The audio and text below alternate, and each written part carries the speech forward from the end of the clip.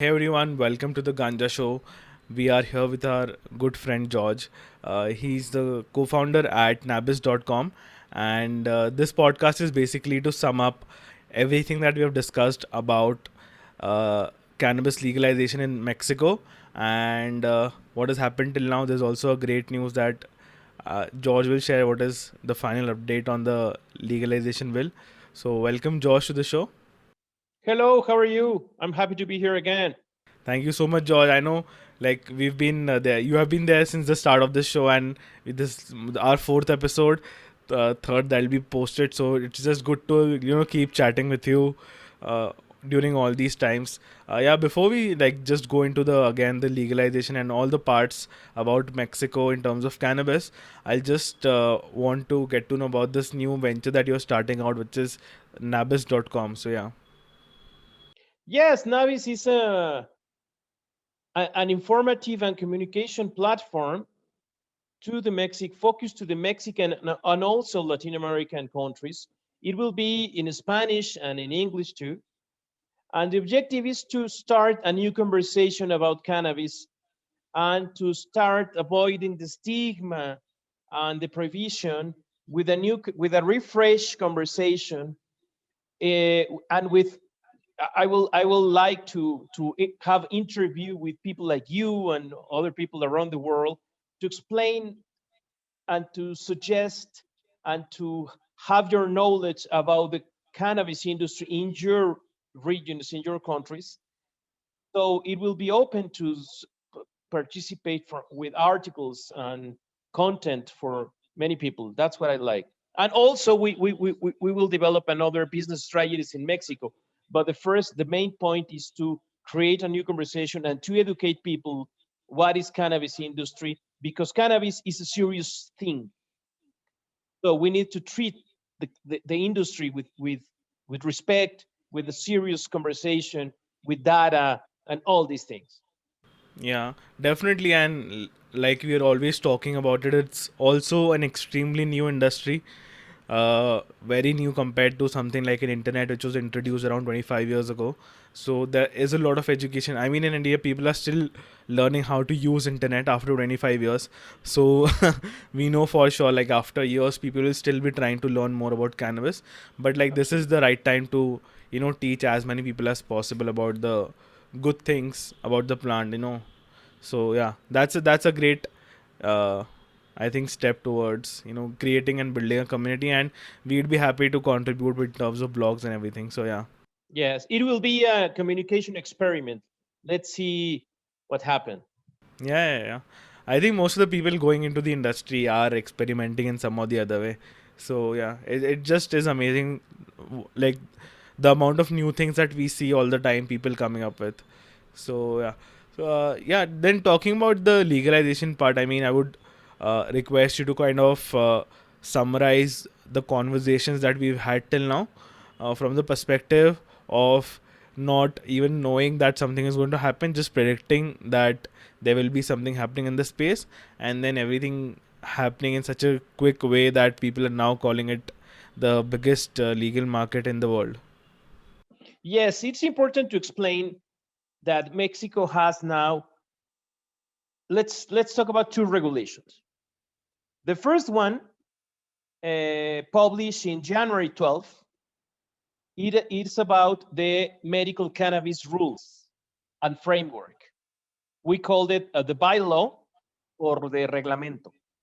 So that document includes all the aspects and all the specific regulations about medical cannabis dispensing, prescription, import, growing, research. So this medical cannabis is legal since last January. So on the other hand, oh, wait, this medical cannabis was approved in 2017 in Mexico. The problem is a delay of almost 4 years affect the publication of this document for 4 years. Okay.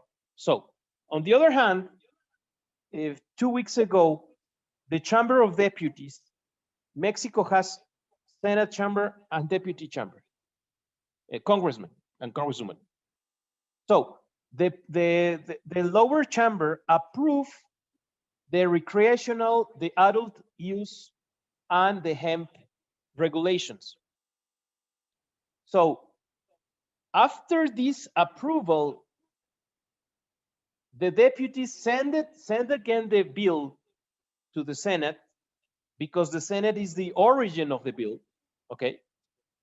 And the Senate will make some changes in this regulation. And if they approve it, they will send the document to the office of the president to be signed. When the president signed a law become effective, depends several regulations. It will be effective at the other day, 60, 90 days. Depends the group of lawyers that advise the president. So this is important. But after this general law, the most complicated thing that we will see is the implementation of the law and the specific rules of this general law. So, example of that is what will be the cost of the license? When will it start the granting and the submission process? What about the THC, CBD, or other cannabinoid products that will be allowed in the Mexican market? The rules of quality standards, and many hundreds or thousands of details about this law. Yeah, thank you so much, George, for explaining that in this like really short answer. We had like two podcasts covering that as a whole. And when we talk about implementation, I think we have discussed this at length before, that implementation is something that will always be a challenge for any country, however good their laws might be. And I think that was faced in there was the same problem faced in Canada, and still some sort of supply demand issues there. And in US as well, some states are facing there's inequalities in, giving out licenses. There's a lot of money that people have to pay. So yeah, I think implementation is something that obviously all the governments have to look forward to. uh, Now, do you see any roadblocks in terms of actually legalization of cannabis? I understand that people were celebrating that now it has been legalized, but like to what extent? Obviously, it is yet to be done on paper, but do you see anything coming in the way of legalization now? Do you mean if the illegal market will influence the legalization, or No, I meant like in terms of would the president will definitely sign it, and once the bill goes to Senate, everything is going to be fine, or do you see any challenges? no? I see that the law, the president will sign the bill. I think before April 30. I think Hmm. during April the conversation will start again. Hmm. And the important thing is to see when they publish, it will become in effect. I don't know if by the other day, or they will take a space of time for some months to establish the specific regulations of the law. Because when Yeah. you establish that, you make you establish the management of the law. That is the reglamentos procedure. Hmm. Got it. So Some challenge. Oh, sorry, yeah, sorry. sure, sure, sure. Some challenges that the government will face, sorry, is that the regulation established that the Commission Against Addictions means that the Commission for Prevention's Addiction Prevention, which is the CONADIC, will have the mandate of the regulator of the regulatory process of the law, which is a huge challenge because this commission does not have the mandate to regulate, to enforce. They don't have experience of regulation. They don't have experience and budget for that. So it will be a funnel in terms of bureaucracy when people are going to start the license process and all that stuff. if this body has not experience as a regulatory body as other ones in Mexico, you will face this administrative problem. This will be the first one. The second is the lack of experience of the authorities to how to regulate this industry. Yeah. So several challenges coming now. Yeah. Do you think like Mexico is like taking lessons from different countries where cannabis is legal and trying to implement their laws because they do not have the experience or not so many examples of legalization? Yes, they have experience and they have meetings with companies and governments and policymakers from US, from Canada, Hmm. from Colombia. They have experience from some Latin American countries. But the real thing is that Mexico is not Canada. The only thing that we are similar to Canadians is like we are humans. So Mexicans are totally different from Canadians. Yeah. And I'm talking about in terms of legality, in terms of transparency, in terms of the society is totally different. Yeah. So the problem in Mexico is that if you like to regulate a very complex industry like that, you need to see that Mexico, unfortunately, have a very bad reputation in terms of corruption. This is Hmm. real, and this is a real thing. Maybe speakers around the world are politically correct and they don't say that. They don't say that, but I'm gonna say it. Mexico have yes, huge problems on corruption. Yeah. So and huge problems in terms of in crime and violence. If you add these two ingredients into a regulation or legalization problems, these will affect and change the conversation. That's why in some of my articles I've written from some Mexican or international media, I talk about that Mexico will need transparency and, in some point, the origin of resources in the industry. This is important. And Mexico is huge. Yeah. So, in terms of a legal market, how do the government will stay away from the illegal cannabis distribution? The problem is that Mexico does not have legal growing, and when you legalize with no legal growing, what happened? Who's gonna buy the weed? Yeah. The answer is easy. Yeah. The illegal market might try to jump in way before like this even start giving licenses. I think unfortunately that these groups, uh, maybe not the big cartels, the big crime organization in Mexico. I think more in local and regional gangs. If Hmm. you read the newspaper, you see every day a crime against enforcement policemen, against candidates. Now Mexican is in the election, in the midterm election. So you Okay. see every day that some candidate was killed, and you see these things. So uh, the control of these groups in the regional space, it will be tough for a company that they like to start distributing or growing cannabis. Uh, uh, you need to be very naive. For some policymakers in Mexico said that, oh, the cannabis will help the pacification of Mexico. You need to be very naive. If you think that, you need to be very naive, Yeah. and you don't understand the real things.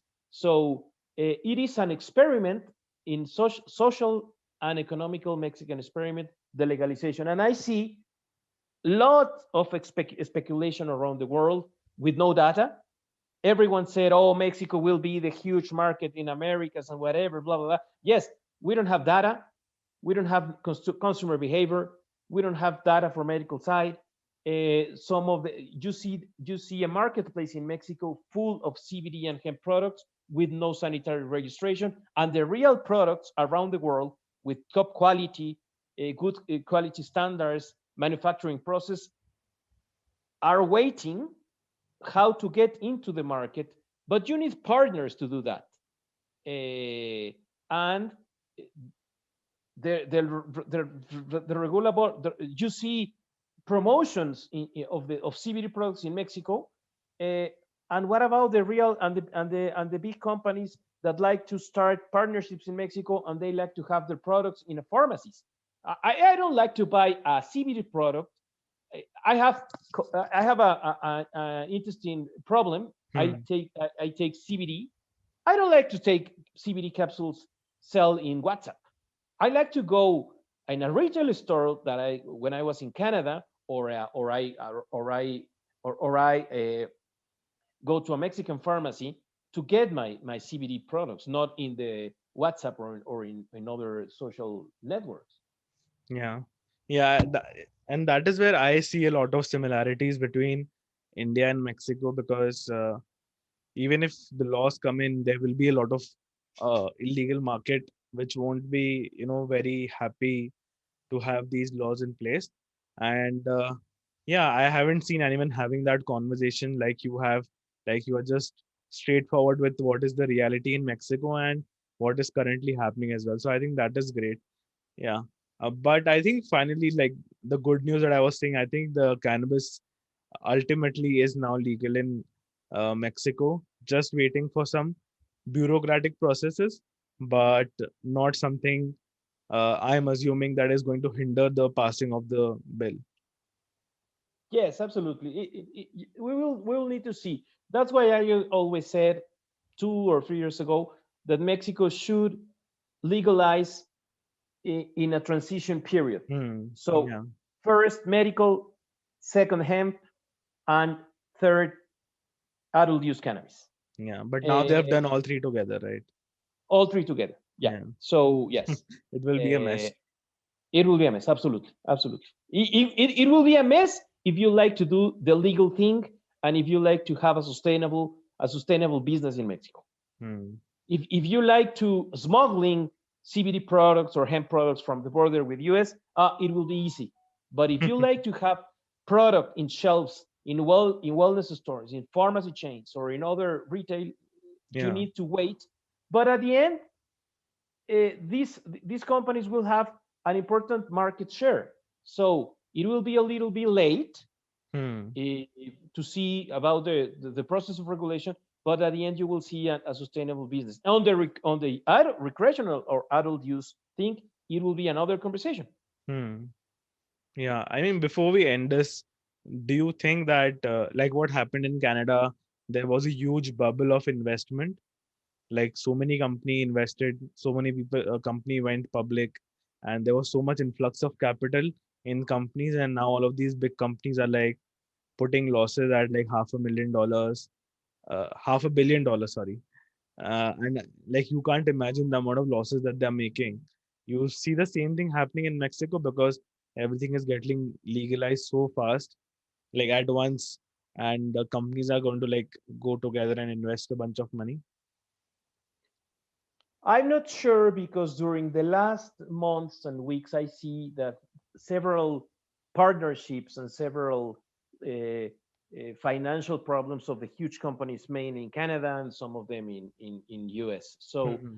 I think they need to see what will be the regulation process first, how will be this granting, because Mexico will set up 6 different kind of license, and to see first how is the regulation. Second, if they like to come with a partner or alone, and Yeah. which business model will be the best option.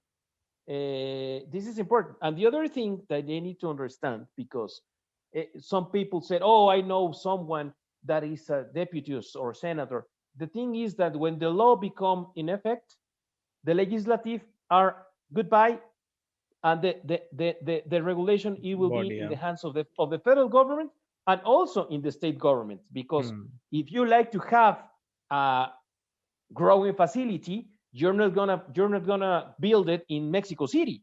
You're not gonna build it in a state, in a different state, with different geographical characteristics, and you need to start doing this partnership with local entrepreneurs and to understand the regulation in each state, and to see if there is an economic development policy, how to grow hemp or cannabis in in this landscape. So this is important. And also, the agricultural law in Mexico is not easy in terms of private property, communitary property,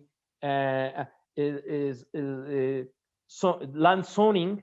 Mm-hmm. On all these things are very important to understand at all. So is not the only thing is not to put some seeds in the soil and then oh you have hemp and you have Yeah. several yields of no, it is more complex. Yeah. And I think you have like a comprehensive idea of all these laws. So thank you so much for sharing all of those things. I'm not Thank really you, sure Victor. if any other guest would have been able to, talk about all the aspects so easily and so openly. Uh, Thank you so much, George. I hope now, like everything gets passed very easily, and President signs the bill. And all the best for your new venture, nabis.com. I'll put the link of the website in the description so people can check it out. Yeah. Thank you. Thank you and see you soon. Yeah, Take care. I'm moving to Canada next month for sure now. My passport Good. has gone to, get the visa stamp now. So I'm 100% moving to Canada next month, and then Mexico is very close from there. So Yes, hopefully, yeah, absolutely. Absolutely. We can meet each other in Canada in some point. sure, sure. And like I can come to Mexico once cannabis is legal. Hopefully, Absolutely. Absolutely. We can make a podcast, your podcast here in Mexico. 100%. That'll be Yeah. amazing. Yeah. Okay, man. Thank you so much. Bye bye. Bye.